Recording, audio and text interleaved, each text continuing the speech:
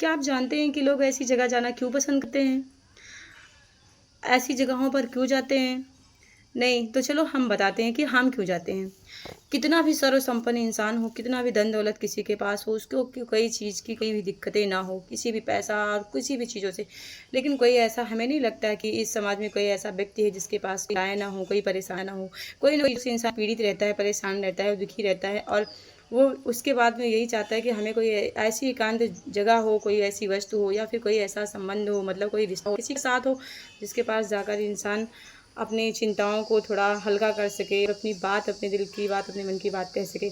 तो चलिए मैं छोटे से शब्द में इतना कहना चाहती हूँ कि जब भी इंसान परेशान होता है तो या तो वो किसी इंसान के पास, व्यक्ति के पास जाता है, तो अपने आराध्य देवी देवता के पास जाता है। तो चलिए मैं आ गई हूँ श्री उदास बाबा के मंदिर।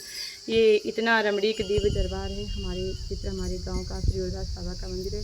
तो जब भी मैं परेशान होती हूँ, मन में चिंताएँ होती हैं और यहाँ हर मंगलवार लोग आते हैं, यहाँ फेरी करते हैं। एक पीपल का विशाल विशाल वृक्ष है और यहाँ पे अपनी कामनाएं लेकर आते हैं और पूर्ति भी होती है। कुछ लोगों की जो आस्थाएं बहुत ज़्यादा यहाँ पे जुड़ी हैं लोगों की।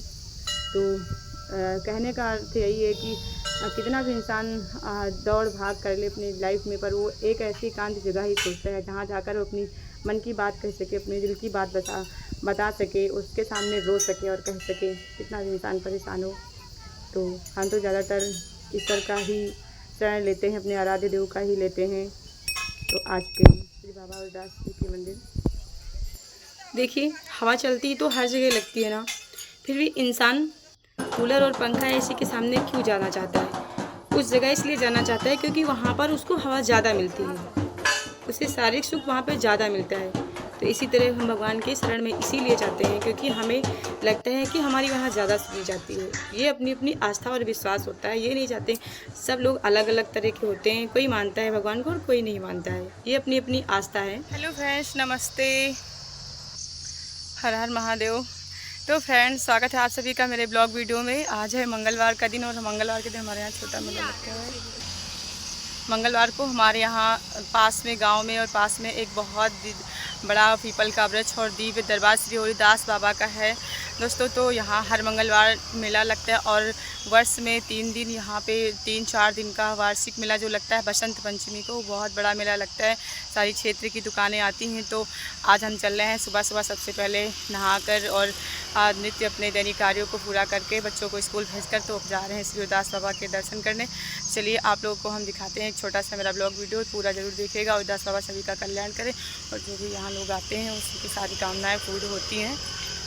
जो लोग हरिदास बाबा आ चुके हैं वो लोग इनकी महिमा को अच्छी तरीके से जानते हैं और जो लोग नहीं आए, जो हमारे रायबरेली क्षेत्र में रहते हैं, ज़रूर एक बार आके यहाँ पे दर्शन करें। सभी की कामनाएं पूरी होती हैं। जो भी दार्शनिक लोग आते हैं अपनी इच्छाओं को लेकर आते हैं और इनकी इच्छाएं पूरी भी होती हैं। चलिए हम आपको चलते हैं, दर्शन कराते हैं। तो दोस्तों, आज बहुत ज़्यादा धूप निकली हुई है, बहुत धूप है। छाँव का बादल तो आसमान पर है, पर एक बूंद नीचे आवे का कोनो संभावना नहीं, कोई गुजारिश नहीं है।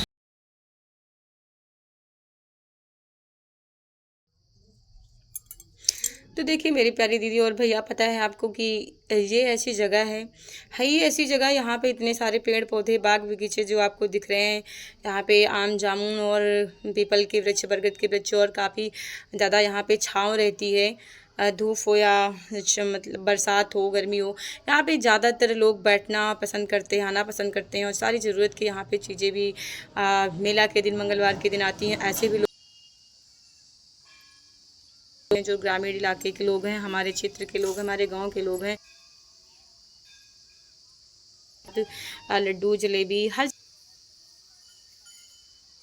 मंगलवार तो नहीं आ पाते हैं, लेकिन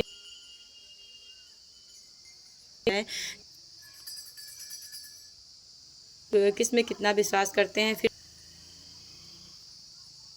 इंसान भागता रहता है कार्यों के पीछे है। और जितनी जिसकी कृपा जिस भगवान की होती ना, उसके लिए कर ले अपनी लाइफ में। हमें भगवान के दरबार जाने, कहते हैं ना कि जहाँ चाह है वहाँ राह है। जिसे चाहत होती है उसके लिए भी अच्छा लगता है। तो ऐसा नहीं है कि मेरे पास काम नहीं है तो मैं आ जाती हूँ, मेरे पास है। महिलाओं के लिए तो घर ही का काम बहुत होता है। लोग फेरी भी लगाते हैं अपनी मनोकामनाओं को लेकर, अपनी आस्था को लेकर। और ये लोग यहाँ पे धोते हैं और यहाँ पे लोग घंटा भी बांधते हैं। कोई रूल्स नहीं था। चुनरी जो भी सफाई करता है और पर्यावरण का काफ़ी ज़्यादा ध्यान रखना चाहिए, वो लोग रखते नहीं है, बस इधर उधर। बस ज़रूरी नहीं है कि हम अपनी मनोकामनाएं किसी उस तरह चीज़ों से बांधें जिससे मंदिर की, बाकी ऐसे धूप पे सेवक लोग रहते हैं, पर ये सही नहीं लगता कि चुंदरी से लोग बांध। संकल्प कर लीजिए, वही बहुत है भगवान के लिए। तो ये है दिव्य दरबार। कैसा लगा ज़रूर बताइएगा। और ज़्यादा से ज़्यादा मैं तो यही कहूँगी आप सब लोगों से कि जितना भी टाइम मिले यहीं की यहीं रह जाएगी। बस इंसान आता अकेले और आज जाता अकेले है। हम ये नहीं कहते कि लोग अपने कर्तव्यों को ना करें। ये रोटी कपड़ा मकान बहुत ज़रूरी होता है, पर उसके साथ साथ जिसने हमें ये जीवन दिया है और हम जहाँ से आए हैं वहाँ तो जाना ही है, क्योंकि आने का टिकट कन्फर्म हुआ है तो जाने का भी ईश्वर नहीं, बस उसी के हाथ में है। तो ज़्यादा से ज़्यादा ईश्वर भक्ति और आराधना में भी अपना वक्त थोड़ा भगवान के ही भरोसे। पर भगवान ये नहीं कहते हैं कि आप किसी एक देवी देवता को मानो, जिसकी जिसमें आस्था हो वो करिए। तो देखिए यहाँ पे बहुत सारी चीज़ें हैं जो महिलाओं के लिए भी, बिंदी सी। अच्छा एक बात बताइए, अगर मेरा वीडियो में कोई भी शब्द ऐसा गलत हो, जब इंसान बहुत ज़्यादा परेशान हो जाता है तो सबसे ज़्यादा किसको याद करता है, और बहुत ज़्यादा सुख में होता है तो इंसान सबसे ज़्यादा किसको याद करता है?